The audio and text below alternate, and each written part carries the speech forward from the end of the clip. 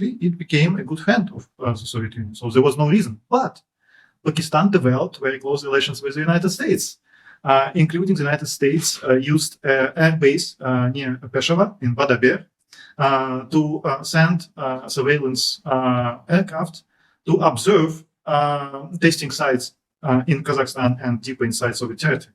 Also, the United States rented a seismological station built by UK to observe nuclear testing. Just coming back to a domestic issue in Pakistan, Imran Khan actually mentioned how the Russians promised oil and to sell, at cheaper rates. What's the story behind it? Obviously, was it true? Because it became a joke as to the Russian oil coming into Pakistan. How was that? No, it happened. After that, it happened, and Russia supplied oil with. We consider any command and control system safe until there is a crisis. In the relations, in the history of nuclear arsenal of Pakistan, happily we didn't have any crises in nuclear command and control. And even in the case of some escalation moments, such as BrahMos incident when a BrahMos missile landed, there are different opinions, including in India, about how successful India is in building small nuclear warheads. Initially, Russia was very clear that it cooperated with India to build BrahMos, not as a nuclear delivery system. The Wire special today, I have my friend Dr. Petr Topychkanov from Russia. He's visiting Karachi, and so good to meet you. It's my pleasure. Peter, so how do you find Karachi? Unfortunately, it's a very brief visit, but it's a huge one of the biggest city in the world with all these problems, and it's just impossible to explore in a few days. I'm here. Yeah, I'm sure. So, Peter, let's go on to things. So, Peter, for our audience, is a PhD in and an expert on India-Pakistan history. He is an expert on nuclear armaments, nuclear warheads, all about nuclear things and geopolitics of this area. His thesis was on state policies toward religious minorities in India and Pakistan, and explored pre-independence period as well, because a lot of roots and come from that period of time. So I'll touch on that subject. There's a perception in India and Pakistan, and that Pakistan was created as a buffer state by the British to counter Russia. You, as a Russian, what do you think about it? In the Soviet times, it was like a surprise and some mixture of feeling about Pakistan and India as well. And as for Pakistan, there is a legend, not supported by evidence, that Stalin was very surprised how Pakistan could survive having these two big parts in Eastern Pakistan and Western Pakistan. However, I don't remember any reports about considering Pakistan as a buffer state built by the UK, because very soon the Soviet Union realized that India isn't a colony anymore. It's very independent, and very quickly it became a good friend of the Soviet Union. So there was no reason. But Pakistan developed very close relations with the United States, including the United States used air base near Peshawar in Badabir to send surveillance aircraft to observe testing sites in Kazakhstan and deeper inside Soviet territory. Also, the United States rented a seismological station built by UK to observe nuclear testing in the Soviet Union. And because of these and many other examples, even in the beginning, in the 1960s, the Soviet Union realized that no, it's not about the United Kingdom. It's about very rapidly developing Cold War, and Pakistan was a part of military blocs and provided facilities for the United States to follow developments inside the Soviet Union. And you were doing it from Bangladesh, what is now East Pakistan, then surveillance with on China as well from East Pakistan. But you was it you too, right? Bomba. So yeah. So coming back on this, so there's been a myth in Pakistan that the Russian delegation or the Moscow wanted to invite Prime Minister of Pakistan, Yaqut Ali Khan, to Moscow. And he didn't go there, and instead opted to go to United States, and that angered Russia. Yes, it's true. But it happened with India as well. As you remember, the first visit of Prime Minister Jawaharlal Nehru was to the United States when he met President Eisenhower, rather than to visit the Soviet Union. But then Soviet Union developed very good relations, for instance, with Marshal Ayub Khan. And the Soviet Union firstly played a role in the Tashkent Agreement, helped to end the first big war in the region. Of course, this agreement didn't last for a long period of time. And unfortunately. an Indian Prime Minister died. Yes, and even I watched a Bollywood movie based on the story related to Prime Minister. The Shastri file. Yes, Shastri, when he passed away in Tashkent. But then Ayub Khan visited Soviet Union, and he had very good agreements with the Soviet Union. So the idea was to develop relations. And by the way, even that time, the connecting routes between Soviet Union and Pakistan were better than now, because we used to have a direct flight.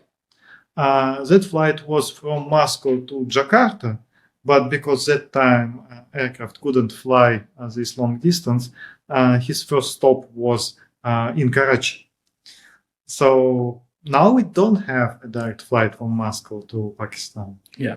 So and obviously, let's take this at a time. Then we had this 70s came, and Russia somehow the Cold War escalated, and it was fought in Afghanistan. What was the and the common myth in Pakistan? Obviously, this war was sold in Pakistan is that the Russians wanted this access to the blue waters in Balochistan, and Russians actively through Afghanistan proxies supported some separatist movement in Balochistan. How true is that? But we skipped a very important period when, after just end of 1971 war, your leader of Pakistan, Zulfikar Ali Bhutto, decided to overcome the role the Soviet Union played in disintegration of Pakistan into two parts, because the Soviet Union supported India and the movement in eastern Pakistan, and supported Bangladesh from the beginning, and decided to develop relations with the Soviet Union and agreed on many stuff with the Soviet Union. It was very important because it helped Soviet Union also to realize that this war changed strategic perceptions of Pakistan. And the reason was very clear. Before this war, Pakistan and the United States had an agreement about military aid in the case of war and conflicts, and the United States didn't help Pakistan in this very difficult time. So that is why after that, Pakistan speed up relations with China and also tried to normalize relations with the Soviet Union. And it was a success until the situation changed with the political changes in Pakistan. That we had this, Karachi, Pakistan steel mill, set up by the Russians, first steel mill in during Bhutto's time. Absolutely, and it's not, very often in all these our exchanges between Russia and Pakistan, we refer to this Karachi steel mill. But just imagine that time to bring a huge production facility. It means that exchange of people, engineers, a lot of Soviet people came here, and so it was a very ambitious thing happened to our relations. And of course, I know that many people still remember that, and very unfortunately that Russia couldn't be back to be part of this and to develop this together with Pakistan. So we became part of the Cold War. Pakistan was active in that capacity. So now the Russians are in Afghanistan, and Yes. this whole sort of thing in Pakistan that the Russians would want to go to Balochistan and access blue water. This theory was sold by the Americans to the Pakistanis, was sold to the Pakistani public. Obviously, Pakistan played a huge role in Afghanistan or Central Asia. They call it jihad. The Americans call it jihad, the Great Jihad. How was Russians or the USSR was looking at Pakistan at that time? There are obvious things about Pakistan being part of a huge force supporting Mujahideen.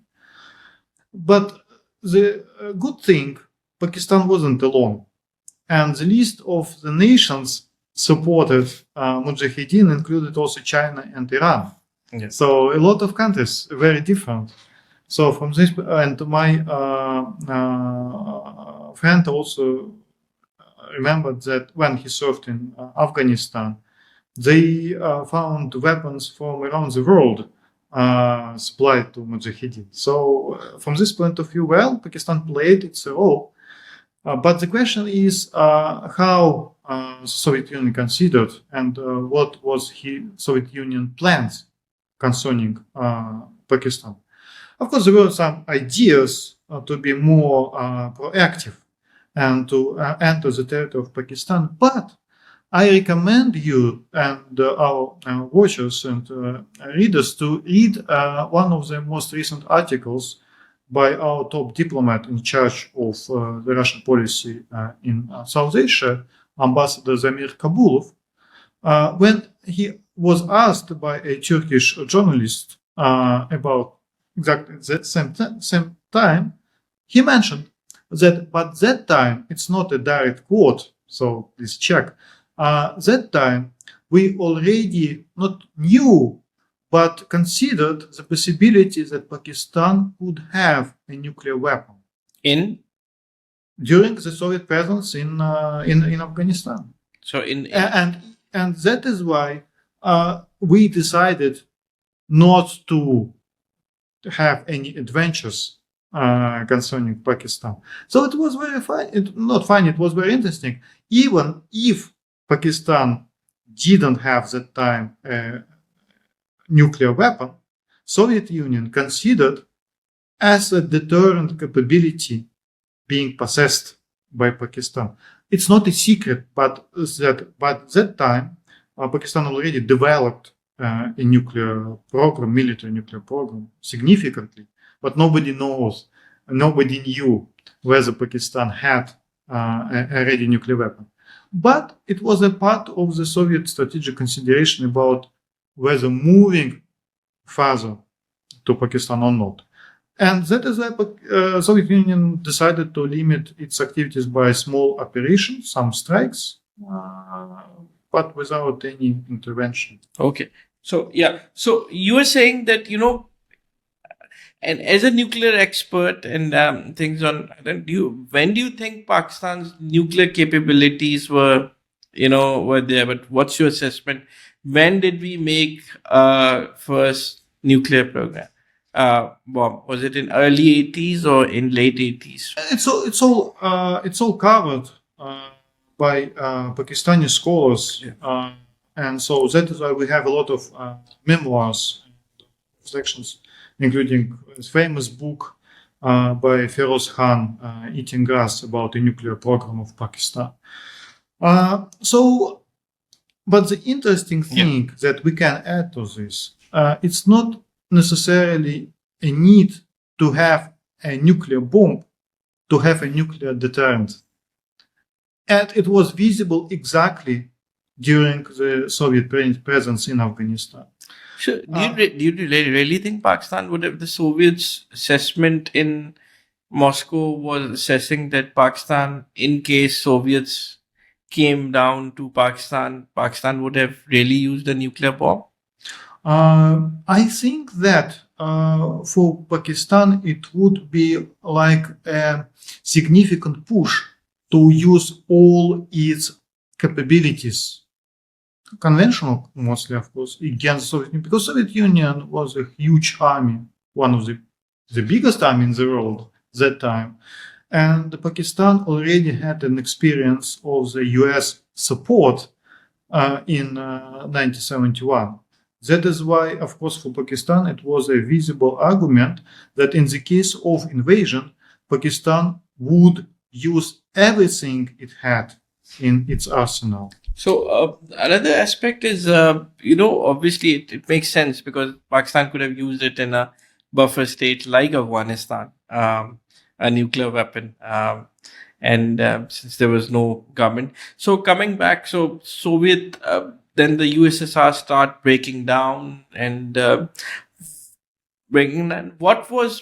How did it break down? What were the three? Was it the Afghanistan or the Cold War which made USSR? Break into Russia and this whole empire got down because of Afghanistan, or there were other things which contributed to that? I was born in the Soviet Union, and I was 10 years old when it all happened. And somehow it was an easy process, very quick process, because it happened like that. But at the same time, there were so many connections between people in different parts of the space.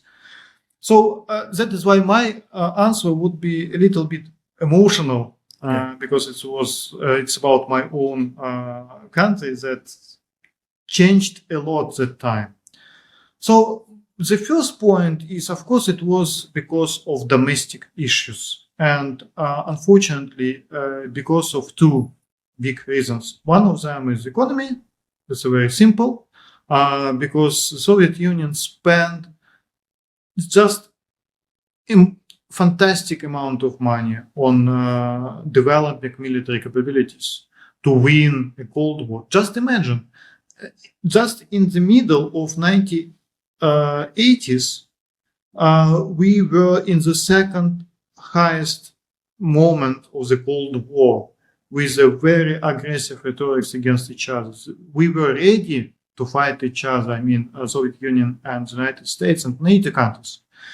And then just after a few years, Soviet Union collapsed. And nobody could see this. And it was like when people when people refer to failures of predictions, one of the examples is that many people didn't see that the Soviet Union would collapse. Even the Americans? Even the United States. Because the idea was, well, the Soviet Union probably would change, would transform. It would be something like a loose federation, something like that, but not entirely collapse into many pieces. So that is why economy.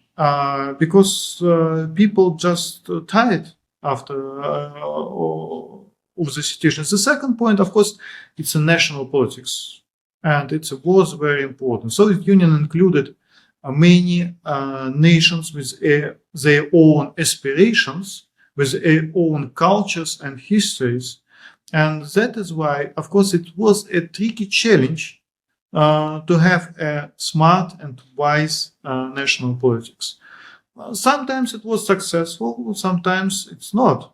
But finally, when, and especially when Mikhail Gorbachev, the last leader of the Soviet Union, decided to open the information space, and glasnost, one of his instruments, it opened a public discussion, including by national groups, about their own states, their own culture, and so on. And it was like a blast of different publications and voices. And it helped these nations to realize that they could be without Soviet Union. And the economy and this failures, not a failure of a national politics, but weaknesses, I would say, of the national politics. And also, what was interesting, I guess there is some not responsibility of the elite, because elite didn't try to preserve good things existing in the Soviet Union. The elite decided, let's collapse. Just go. Be independent. Everybody who wants to be independent. And that is why when now we have this argument on the table that it was like a tragedy of the last century, the collapse of the Soviet Union. But my answer to this argument is, well, the tragedy was created mostly by the elite. And the current elite was born by that elite that collapsed the Soviet Union. And Boris Yeltsin was like a good father of our leaders today. From St. Petersburg, right? Yes. Yeah. So we saw Boris Yeltsin coming into New Russia and opening up McDonald's, and they had a good, he was drunk when he was most of the times, and we saw him as a liability on Russia. It didn't actually, I don't know if I can put this word, look like a clown at times, in international politics. He was laughed at and everything. Were the Russians angry at, Boris Yeltsin to start with? Again, my answer would be a little bit emotional. I do think the great part of his leadership was that he was a human leader. He didn't afraid to show his emotions, his weaknesses, to be funny.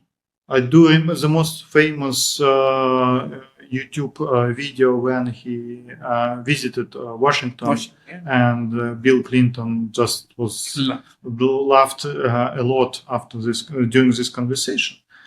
After the period of the Soviet leaders without any emotions, now we have like just a leader who could, and another good thing was he could discuss stuff with people, and he one of the significant parts of his legacy was he built his legacy on interactions with people, with communities, visiting country. He knew country, and that is why sometimes it was like you described. But sometimes he could make very strong decisions and to show. For instance, he indicated clearly his negative reaction about the crisis in Yugoslavia in 1999. Chechnya.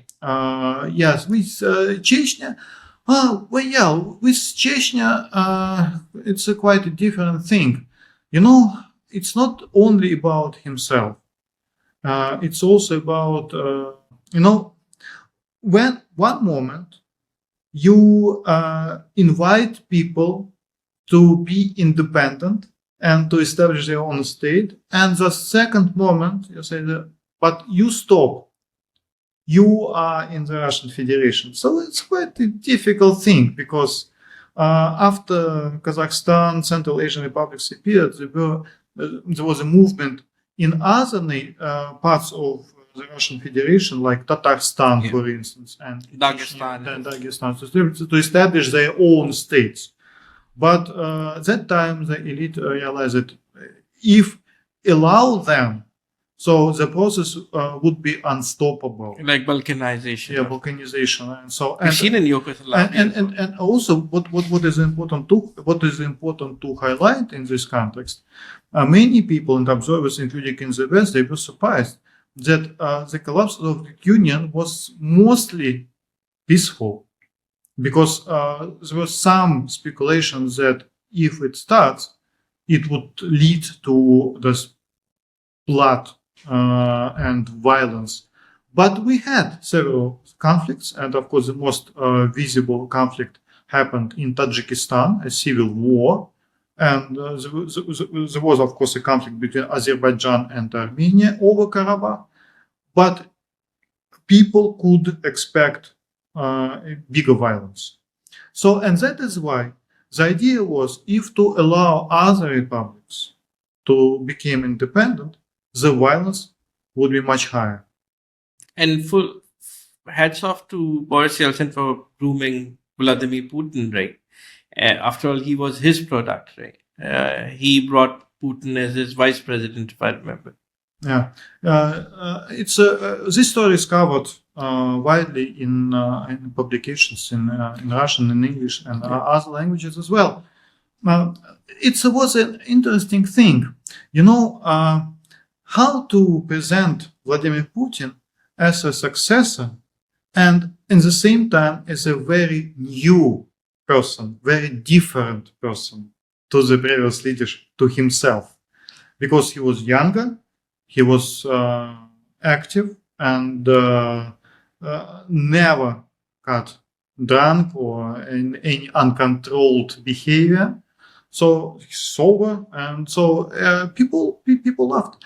And this is, by the way, this was one of the biggest deal between the leadership of Russia and the population, because they decided that, of course, freedom is good, democracy is good, but we need stability, predictability about our future. And we can have some limitations in our freedom and democracy, but we need just good conditions to develop our businesses, our lives. But I'm just trying to think, because, so we had Boris Yeltsin, and then we had a huge disconnect of political issues. We've seen violence in Moscow. Leading up, in mid 90s and 1993. 1993. Tanks, fired the parliament. Yes. So, who were the mediators? Was it the military which came in between as a buffer? Who was talking to both sides at that time of crisis? You mean 1993? Yeah, 1993. 1993. It was like the army didn't play any significant role. Just President Yeltsin just sent the troops to take the parliament. It was easy as that. So there was no significant force between. It wasn't a fight between the president and population. No. And what about? It was like between different political camps. Okay. So opposition versus. Yeah, absolutely. And where did Putin came? He was mayor of St. Petersburg? No, he was a vice chief of St. Petersburg, in charge of foreign relations. But before becoming a successor, tell me importance of how St. Petersburg as a city was it? Is it like Istanbul? Whoever becomes the mayor of Istanbul comes to become the president of Turkey, or what's so important about St. Petersburg? Or is it important? It's a very good question because you touch two things. One of them is the role of this place, and the second about how to become a Russian president. And to be honest, we didn't have a huge experience of changing Russian presidents. Yeah. Because in Soviet time, the social left was the Communist Party. It was predictable. It was a well-established system, and a person could become a leader of the state from different sections with absolutely different backgrounds. Now, by the way, Putin just recently established the practice when forming a new government after his most recent elections. He invited to the government several people, several governors. It means that governors probably would become like a social lift to the top of the political establishment in the new Russia. Yeah. As for St. Petersburg, of course, it was considered mostly as a cultural capital, but from the economic point of view, it was the main gate to the west, and a lot of traffic cargoes moved through St. Petersburg. And also, it's very important politically. It became under Vladimir Putin because he decided to have a lot of significant flagship events, including St. Petersburg Economic Forum, in the city to invite world leaders there. St. Petersburg Olympics, I guess, came into it. Yeah, so the idea was just to bring international attention to this place. And Putin played the cards right. I think he knows the media management. One thing I know about President Putin, he knows media, he knows when to talk to see the camera and what talk to. So I think that helped him. The KGB history might have helped him. Yeah, I don't know exactly Was he taken how it works. But So was he taken seriously by Russians when he was launched? Initially, when he was launched by Yeltsin as its leader? I do remember my conversations with my students' friends, because at the time I was in my institute as a student. Mostly yes, because it was like before we had Boris Yeltsin as a contrast. He was well sold product, and people loved him, loved the promises he made. That is why many people supported him. Yes, there were some liberal camps against him in general, but in terms of voting force, it wasn't a significant thing. That is why he built his nowadays influence built on exactly on this act. He realized that time that mostly people supported him. Yeah, and so coming back to and then Putin consolidated that idea. We'll finish the Russian politics part and then we come to that. Yeah. So then then Putin came, and I think we saw a new confident Russia come into being. That lost confidence in 90s. In 2000s we see that old USSR sort of confidence coming into Russians. The economy started to do well. Of course, it's important just to put Putin's coming into the context. Of course, already Yugoslavia happened. And it means that Russia started realizing that the relations with the West wouldn't be so brilliant as it was expected. The second, Russia tried to become the West. And by the way, early Putin, as it was mentioned by a former General Secretary of NATO, asked him about whether Russia could be part of NATO. And then he, General Secretary, mentioned in his memoirs, he responded that, but you should use ordinary procedure. And Putin said, no, we are not others. We should have a special track for us. So, but step by step, Putin and the leadership of Russia realized that Russia isn't the West. Yeah, sure. So we see the new Russia coming in. So how the Russian economy is now, you see confidence into Russian economy, or is it doing well under Putin? How do you see Russia today? There is a joke in Russia that if economists fight this war, Russia would take European cities already, because Russian economists could survive and could adapt Russia to sanctions and to all the restrictions imposed on Russia. It's not an easy task, of course, and it's not an end of story. Yeah. So it's a long story and long impact. But what is an important thing? In terms of the world economy, Russia isn't so central in terms of producing GDP, if to compare with majors, and even if to compare with middle level nations. But we are living in globalized world. Even with all these conversations about a new world separated to regions and again protectionism and so on and so forth. still we are globalized. And that is why it's very difficult to exclude a nation, especially connected as Russia is connected with oil and gas and peaceful nuclear cooperation and trade and technological cooperation from the world economy. There are so many ways for Russia to find solutions, and that is why one, of course, the military confrontation in Europe, it's a huge tragedy, of course, and it was a shock for many people inside Russia. But also, this shock made Russia to rethink its positioning in the world.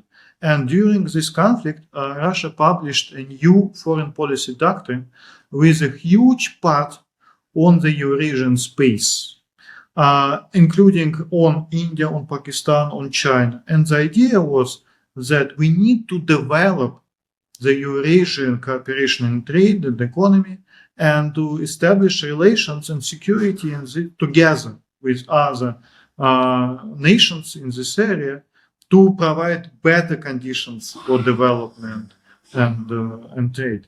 Okay. So, coming back to the Ukrainian conflict, our Prime Minister was Prime Minister Imran Khan went to Moscow, and in his presence, President Putin announced a war. Was it a deliberate move, or a Pakistani Prime Minister was? How was it? Obviously, it was seen in Pakistan. Sort of that. I think Imran Khan got embarrassed, and Imran Khan actually mentioned that the advice was given, the intelligence was given by General Bajwa was not to go to Moscow. He went to Russia without taking the military on board, and obviously was embarrassed. Any word on that? What really happened there? It's difficult for me to assess. I believe you know the story much better than me. But for me, what was visible, Prime Minister Imran Khan just probably he could have some intel, but because we had a lot of public statements, for instance, by the United States, based on their intelligence that Russia was ready to start a military campaign against Ukraine. So it wasn't a big secret at that time. But many people were skeptical, and Prime Minister Imran Khan could be skeptical as well. For instance, I'm not a big insider, but I was very skeptical about Russia starting a huge military campaign as it was started. And what about this? Coming back to a domestic issue in Pakistan, Imran Khan actually mentioned how the Russians promised oil and to sell, at cheaper rates. What's the story behind it? Obviously, was it true? Because it became a joke as to the Russian oil coming into Pakistan. How was that? No, it happened. After that, it happened, and Russia supplied oil with tankers, and exactly on a cheaper price, but it wasn't an agreement about a permanent or long-term supplies.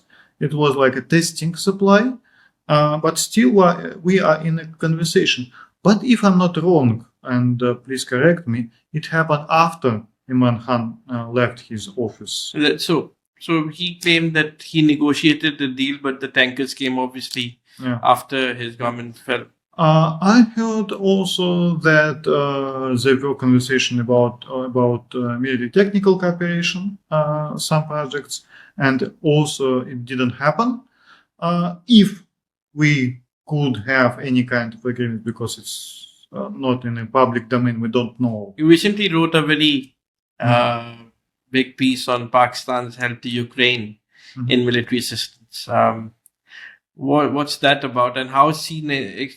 Because Pakistan and Russia are getting closer militarily. We have open cultural ties. I know Moscow wants closure soft power to be shown in Pakistan, and vice versa. Military aid is there. The embassies are working closely. But, when wrote a piece on Ukraine and how Pakistan helped, Ukrainians with providing artillery shells and everything. What was the story about? The story is covered very well in mass media, and it all started by the reports in the Indian mass media. And I know the journalist reported first about that. So I think these reports were quite confident, so I have no doubts. Of course, there may be some changes in details, but in general, the supplies could happen. The second point is, of course, Russia officially demonstrated its position on that. But it was like an understanding in Russia. Just, of course, it's much better, and our listeners too, that in this time, Pakistan still in a very harsh economic situation. After still needed to restore the economy after the COVID. Then it was a devastating floods and economic and energy crisis and so on and so forth. So that is why it's not about special relations between Pakistan and Ukraine. It was relations between Pakistan and Western countries. And because it was like probably it was like some kind of deal between Pakistan and the West probably promised Pakistan some kind of assistance in the economic field, I guess. But please correct me if I'm wrong. And in general, after all some initial statements from the Russian side, the second reaction was quite calm, and the further discussion, my guess, was behind the closed doors, because sides decided to discuss these issues not in public anymore. And it's a good example that the sides realized to have some kind of crisis management to avoid, because Pakistan these days become a very important partner for Russia, and Russia values Pakistan as a partner because a lot of goods going through Pakistan and from Pakistan to the Russian territory. Yeah, and so coming to your expertise, which is nuclear armament and everything, how do you find the Pakistan nuclear, the whole assessment on Pakistan nuclear program and everything on this? And I could tell you, my friends, Dr. Peter has great insights on Pakistan and India nuclear programs, and everybody knows him and loves him in both countries. So, thank you so much. I think that one of the biggest thing in Pakistani public debates that you have so many experts and scholars with very good publications and good knowledge and good international connections in the field of nuclear strategy, nuclear weapons policy, and so on. So if to compare Pakistan with many other countries, your school of strategic thought is much bigger and stronger, and you have very active, bright, young scholars. That's why it's always difficult to answer this question for me, especially for Pakistani listeners, how I can assess your program. What I can say in this situation, now the global context is there is a huge risk of a new nuclear arms race. And it's like a chain of reaction. In response to the US conventional and nuclear build-up and modernization of the nuclear sector, China decided to have a bigger number of nuclear weapons, supposedly. Well, in response to China, India reacts and develops nuclear and conventional weapons to deter China, not only in land, but also in sea. Pakistan, like in a situation when Pakistan has to react, but Pakistan here is in a good position. It doesn't need a huge establishment. That is why initially it was like a policy of minimum nuclear deterrence. Now it's about full spectrum deterrence, but it's a flexible policy.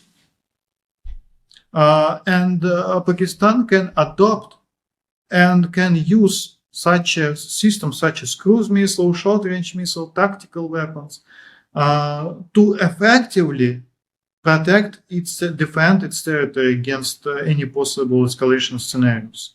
So from this point of view, it looks like appropriate and adequate reaction to developments in the region and beyond. But I started this list of chain of reaction from the United States, but the United States now has a bigger challenge, because in a doctrine of the United States, they have an idea of deterring both Russia and China. So it means that there is an intention in the United States to have more and more weapons, and it would push other nations to develop their own arsenal. So that is why Pakistan, in brief, it's at least it's a most flexible and adequate reaction to this chain of reaction in the field of nuclear deterrence. Yeah, obviously there is a nuclear. We made the nuclear bomb because of a trauma from 1971, and as a country we decided, obviously that came into being. So you've seen and studied our nuclear program in Pakistan. How safe are our commands and control? And can you compare it to other parts as well? We consider any command and control system safe until there is a crisis. In the relations, in the history of nuclear arsenal of Pakistan, happily we didn't have any crises in nuclear command and control. And even in the case of some escalation moments, such as BrahMos incident, when a BrahMos missile landed on the Pakistan territory, Pakistan reacted appropriate and so didn't switch on nuclear reaction to this incoming threat. Peter, that BrahMos is actually held by the Russians.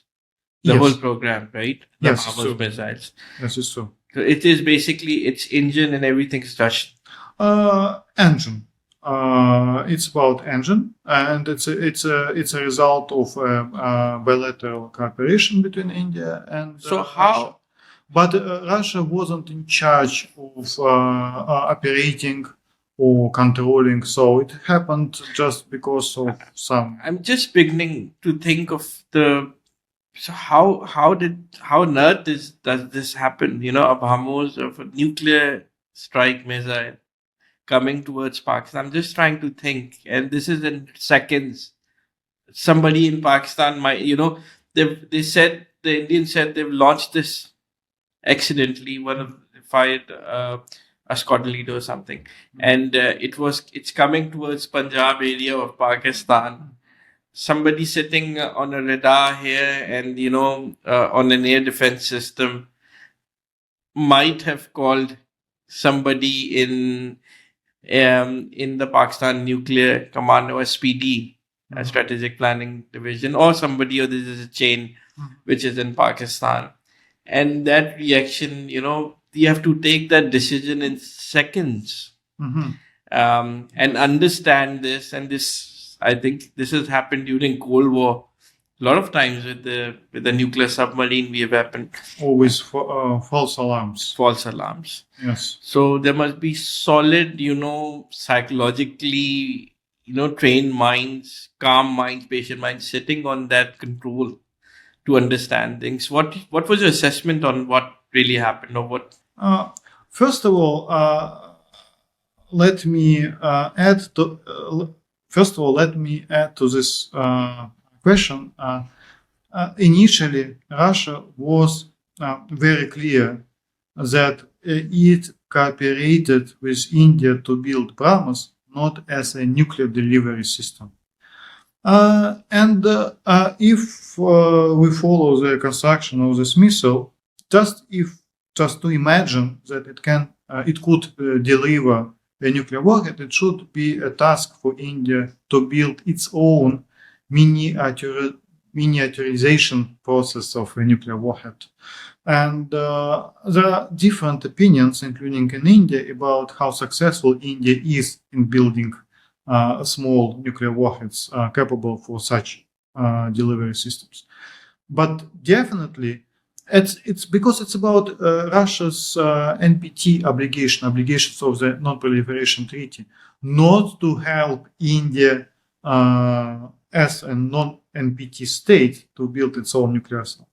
Of course, I know that in Pakistan there are different arguments, such as Russia provided India twice with a nuclear submarine, Chakra 1 and Chakra 2. Chakra 2, yeah. And in Pakistan, it was considered exactly as something against the spirit of the NPT treaty. But from the legal point of view, Russia is quite confident that it didn't cross its own NPT obligations in cooperating with India in these fields. The second point about how it could happen. To be honest, just a question of guessing.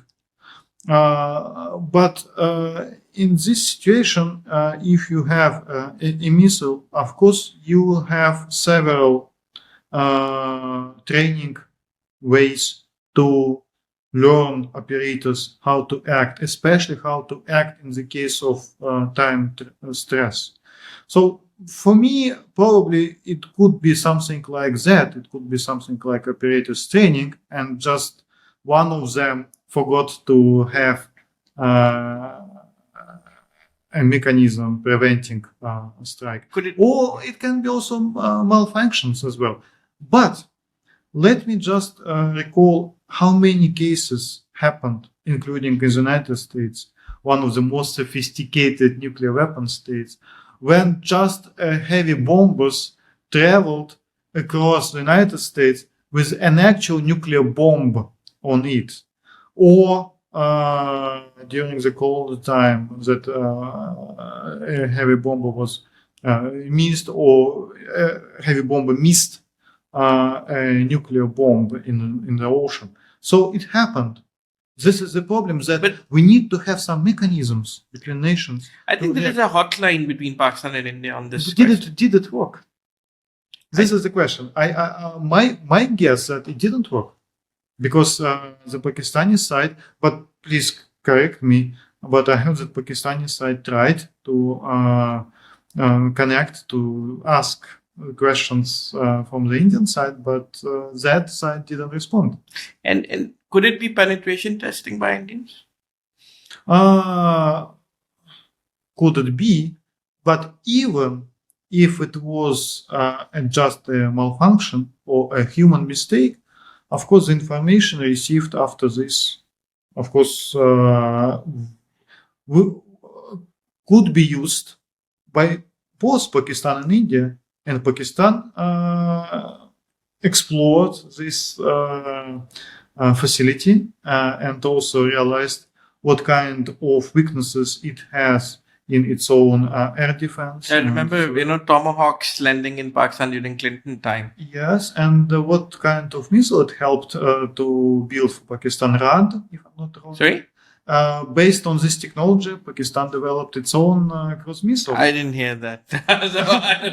But yeah. So I read this in a book. Yeah. So one of our ex-prime ministers, Nawaz Sharif, said Tomahawks became Barber missiles. Yeah. So Barber cruise missile we have, which is against BrahMos, right? Yes. It's a nuclear-enabled weapon. Cruise missile. Pakistan has been, I think, I was very, skeptical about how our nuclear program would, but the guys I I see a brilliant guys who are handling it. We've seen, virtually a great command and control center, especially during General Kidwai's time at General Musharraf, who put in General Kidwai in charge of SPD, and how SPD and Pakistan nuclear program transformed into probably one of the best safeguarded, Yes. programs in the world. The commitment of scientists to everything is remarkable. It's amazing. Yeah. So, supersonic weapons, what are they? And, and then we go on, so have India and Pakistan ventured into supersonic weapons now, or? Yeah, of course, it's like a trend in the world, but it's, to be honest, it's not a very new technology. Yeah. And so during the Cold War, all these in other nations such as Soviet Union, such systems were built.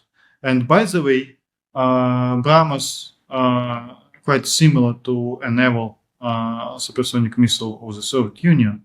So from this point of view, it's not a new technology, and Pakistan and India develop them. It's totally fine. What is the game changer? The question is. The game changer in this situation is an information support and effective navigation.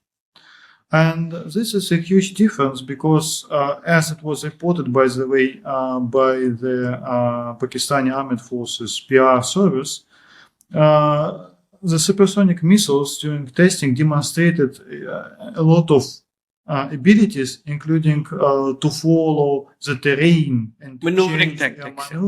Yes, following the terrain. So it creates a more efficient way to hit the target. So, and information support, navigation, and independent navigation, it's all helped these systems to become not necessarily a game changer, but at least more efficient. In the case of Pakistan or in India. But do we have a concern that the system can replace some nuclear weapons? I have doubts about it. There are so many conversations right now about hypersonic weapons. Yeah. And so for some leaders, it's something like, wow, it's a huge technology, it will change everything.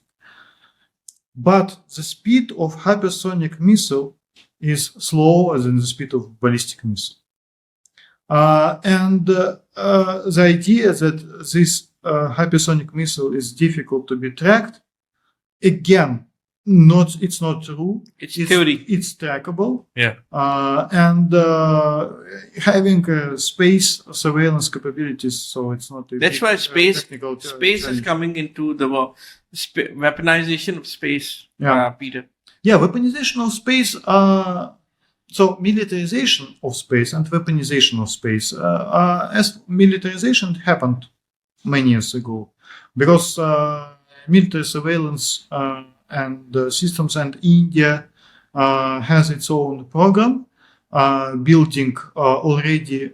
India built satellites for air forces, for navy, and now India in the process of building a satellite for the armed forces. Yeah, Peter, because I remember, during Kargil conflict, what happened was the GSM got jammed. Yeah. For the Indians, so they didn't have the target to shoot during when they had buffers against Pakistani forces. I read the publication that time that India was provided by some space satellite pictures by two external nations. But the problem with these pictures were that they were outdated. And from one nation, it was a poor quality. So it didn't help. And it was exactly one of the reasons why India decided to speed up militarization of space. But it's not about weaponization of space. And here, only one example when India tried also to weaponize, it was an anti-satellite test. when India intercepted its own satellite, low orbit, demonstrating these asset capabilities and joined the club of China, the United States, Russia, and India now. The problem with that, for Pakistan, of course, it's very visible. Because in Pakistan, your space program, if you build, of course, it's not about a huge number of satellites. I know that your country has a cooperation in this field with China. And if you have a few satellites being used for military purposes, for India, it would be easier to eliminate this part You see, of because your... our whole national security doctrine is actually made on offensive defense. Yeah. So I think if India so we understand the capabilities of India as to, so we've actually positioned, looking at our assets and capabilities and such. So India might have a huge space program. We wouldn't need it. We actually need 2-3 satellites. Yes, but for India, it would be easier to eliminate. That is why, because it's about small number. But the good thing is the geographical proximity. Yeah. Because, for instance, I can give you an example of Russia after the Soviet Union collapse. The space military satellites in space of Russia, it was a huge decline.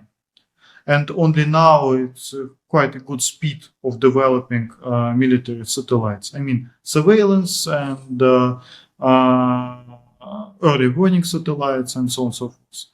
But simultaneously, Russia built land-based radars covering all the directions around the Russian territory to observe this space. So the same quite an obvious solution for Pakistan, and I believe your strategic thinkers this solution know much better than me. Because of this proximity, there is no need to be dependent only on satellite capabilities. What is important for India in this case? Because of the Indian vision of the Indian Ocean as an ocean of India, they need to have awareness and understanding of the process movements in this area. And also because of the competition with China. It's quite an obvious task for India also to develop satellite capabilities to observe this area. It's something like what happened during the Cold War between Soviet Union and the United States. Because of the difference in because of distances, it was the most effective way to have understanding. Peter, what about tactical nuclear weapons? So just to coming back on this, what are tactical nuclear weapons? Is this controlled or smaller with nuclear heads? How does that work? You mean, I heard here in Pakistan the argument that there is no difference between tactical and strategic. And my guess that it's also more and more relevant in Russia. This idea that there is no strategic, no tactical. So the idea was in the Cold War time that the tactical nuclear weapons, it's a battlefield weapon, it's a short-range weapon, less than 500 kilometers.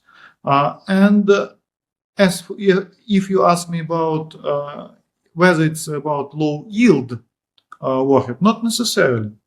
In the Soviet Union, we used to have tactical nuclear weapons with more efficient, if we can explain this about nuclear weapons, than bombs used in Hiroshima and Nagasaki. So it's not about the capacity, it's about range, and it's about the use. But, for instance, in the context of Pakistan, and it was explained by many experts in their publications and public statements. If India invades, I hope it never happens. So Pakistan has to use tactical nuclear weapons against troops, counter force. But in the context of the region, of course, the consequences of this strike would be felt in India and in Pakistan. It's not just about a small field, and just it will be huge effect for people, for economy, for agriculture, and so on and so forth. And the same is happening right now between Russia and the West. In response to the Western support and more active involvement in the Russian-Ukrainian military confrontation, Russia decided most recently to have military exercises, so conventional military exercises, but with some elements, trainings about using tactical nuclear weapons. So it's about tactical or it's about strategic. Now the difference is a very gray blur, if we can. And talking about nuclear weapons, we've seen, uranium, plutonium. Now we're talking about hydrogen and plutonium bombs. Both sides, Pakistan, India, both have those sort of weapons now, or how do you compare both? First of all, it's a good question because even, for instance, Russia and the United States, till most recently, we were quite transparent about our arsenals because we used to have the New START Treaty, the document when we provided information about numbers of our strategic assets, warheads, and delivery systems, but never ever discussed the construction of warheads, what kind of fissile material used in this.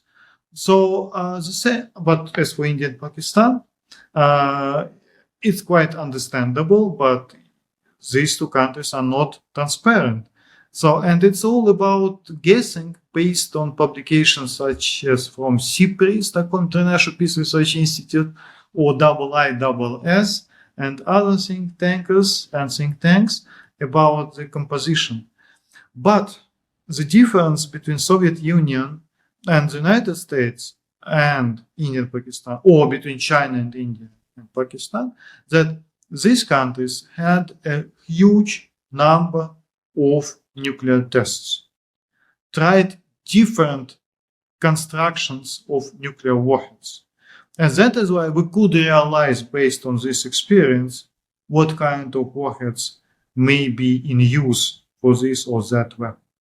As for India and Pakistan, you had only India 6 plus 1974 Smiling Buddha, yes, and the same about Pakistan. So this is a question. Of course, everybody could read, for instance, Feroz Khan's book when he just supposed what kind of, but not bigger than that. I don't know. Okay, just to finalize things, we're closing a session. So, obviously, being a Russia, so how close is Pakistan's military coming towards Russia? We've seen a very dodgy story on Russian cancelling orders of some helicopters given to Pakistan. Was it true or? And again, there are a lot of conversations, but the first problem is that now the military technical cooperation of Russia with other countries is classified information. Okay. So if even I know and reveal, I would cross our national regulations, but I don't know the story behind these cancellations. But I know that we had many contacts. I know that many military delegations from Pakistan came to Russia and discussed exactly military contracts. And in some cases, we were very close to signing and to having agreements. But always there was a political thing. One of them, of course, it's about India. And India, in some cases, pressed heavily to cancel. And even for some famous companies, it was like an easy thing, because after that they established a new facility on the Indian soil. So it means that, of course, India, it's not about just some special relations between India and Pakistan. Again, it's about economics, it's about contracts. Because with India, as for these contracts, it's about long-term and predictable contracts. And because of the Make in India policy, it means that there is a transfer of technology and establishing of a long-term cooperation between military and SLAs after yes, that. engineers and so on. As for Pakistan, what we discussed supplies, like once, like twice, but it's not predictable, and the price is very high for Russia. So what you're saying is trade with Pakistan and strategic alliance with India, in your terms. Yeah. Or just let's think about something long-term areas. But we have one, JF-17, still using the Russian engine. Of course, I know, and it's not a secret, it was published in newspapers and including in Russian newspapers. Of course, I know that China is going to replace it, but still, because, you know, when you use a foreign engine for the aircraft, it's not about just an engine just to put something into the machine. It's about the whole architecture. Yeah. So, and that is why, if we know about this cooperation and supplies by Russia of this engine, it means that probably our engineers and technicians discussed a lot of things about JF-17. Yeah, and so Russia and India relationship, you know, how is it getting affected with India's proximity with the Americans? We've seen Quad coming up now. How does Russia sees this? Is India its friend number one or strategic alliance, number one right now, or is the equation changing with India? Not exactly. I do remember one of the most recent statements by Foreign Minister of India, Jai Shankar, who mentioned that, I don't remember the full quote, but it was like, we respect each other's interests. We care. He used the word, we care of each other's interests concerning the relations between India and Russia. It means that after the special military operation started in 2022, Russia and India developed relations in many areas. And of course, we all remember how many delegations from the Western countries visited India and pressed India to cancel or not to develop. But now what we have, India is one of the biggest oil suppliers in the world right now. A lot of benefits India received from this cooperation with Russia. But also, some people, there is an argument exactly about military cooperation with these figures. Wow, United States now the biggest supplier to India in terms of what is the budgets of these deals between the United States and India. But for me, it's not an argument at all, because of the Make in India policy. And it's of course, it's a complicated, a lot of problems, but it's a good policy. Russia was quite a leader not in building new weapons on the Russian soil and to send it to India, but to develop weapons together with India or build weapons in India. So, and now we have Indian weapons, but they are the product of this cooperation, such as BrahMos, such as Kalashnikov, that is most recently, such as a helicopter. And I don't know how, but India is quite effective in having Boeing production on its own territory and Russian as well. In some cases, India has people, specialists from both countries, United States and Russia, very close to each other, like in Bangalore. it's a aviation hub in India. Yeah. So, and finally, just before that, we'll touch on the Pakistan's nuclear threshold. What do you think? You discussed 4 threshold. I have 5. I'll give you the 5th one when you give me 4. What's Pakistan's 4 threshold for using a nuclear weapons? Maybe my picture is outdated, but if I'm not wrong, General Kidwai mentioned the threshold of land. In the case of India invades and tries to take control over the territory of Pakistan, threshold of armed forces.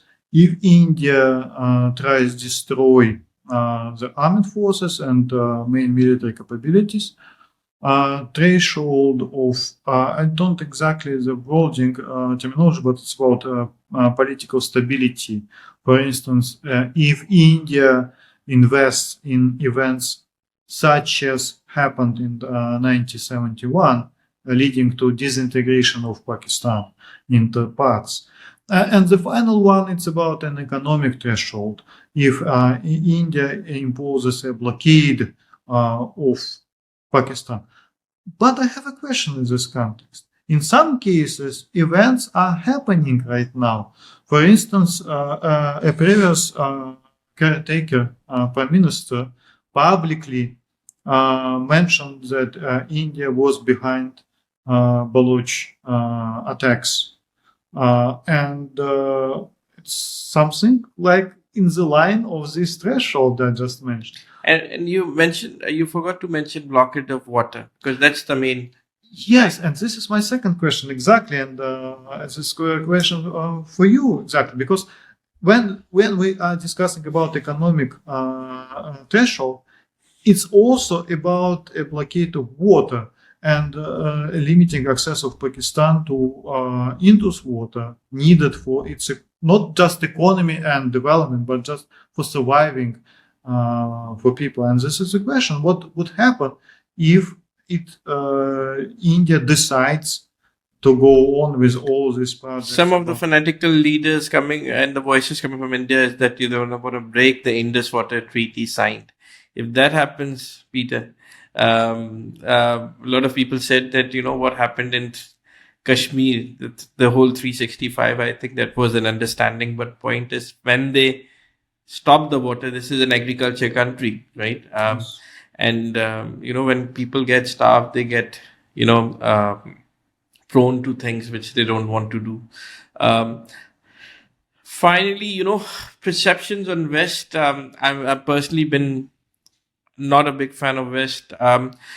This Western hypocrisy in this world. I call it Western hypocrisy because Russia has not ruled Africa, not ruled India, has not ruled most of Asia, not carried out genocides in other countries, not taken wars to other countries. I think my understanding of Ukraine war is that Russian-speaking people at one side of Ukraine wants to be part of Ukraine. That's the war about. But Russia has not invaded Iraq. Russia has not invaded Syria. Russia has not invaded Iran. What do you think about the Western, especially with the context of being from Islamic point of view, being a Muslim? What we see right now, Peter, is that it used to be in a Hollywood movie, a hijacker was always Russian. Now it's turned into a Muslim. Mm-hmm.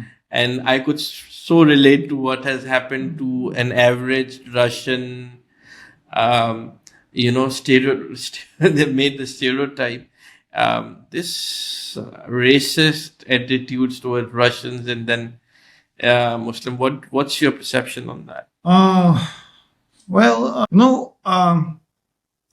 Of course, the history is it's a difficult thing, and everybody reads the history in his own her own way. And some people would say that Russia had years of controlling northern part of Iran and northern part of China. And some people would say that what is going on in Ukraine is something like an offense. So with all this interpretation, so I understand that there is no agreement. And by the way, inside Russia as well, there are so many different opinions about what is happening right now. But the problem is, for me, after the beginning of 2002, that very quickly the idea was not to have a dialogue, not to try to be serious about these events, but just decided to exclude Russia from these conversations and channels and so on and so forth. Some of my colleagues even faced stories when they couldn't send articles about something very academic to academic journals in the West. So academic racism. Yes. Institutional racism. Yeah, because they were associated with Russian institutions. So it happened, but it was like a first wave. And during this most recent military confrontation, I visited, for instance, Sweden, and I discussed this issue with many people. And already in the process, when Sweden started conversations about joining NATO, and many people personally, they were very calm and understandable, and so I wasn't responsible for everything bad happened in the world.